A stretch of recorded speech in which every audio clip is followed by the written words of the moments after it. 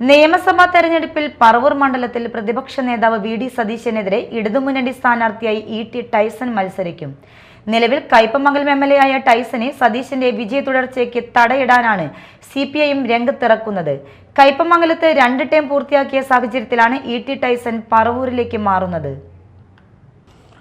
നിയമസഭാ തെരഞ്ഞെടുപ്പിൽ പറവൂർ മണ്ഡലത്തിൽ പ്രതിപക്ഷ നേതാവ് വി.ഡി. സതീശനെതിരെ ഇടതുമുന്നണി സ്ഥാനാർത്ഥിയായി ഇ.ടി. ടൈസൺ മത്സരിക്കും.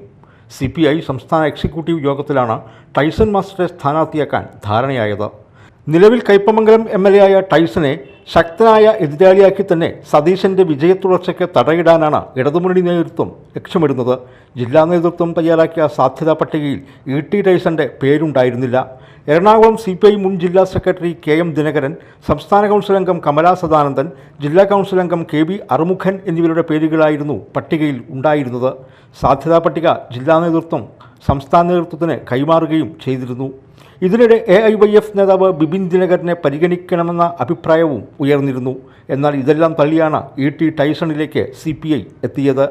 കാൽനൂറ്റാണ്ടിനപ്പുറം പറവൂരിലെ MLA ആയ സതീശനെ തറയ്ക്കാൻ ടൈസന് സാധിക്കുമെന്നാണ് CPIയുടെ പ്രതീക്ഷ.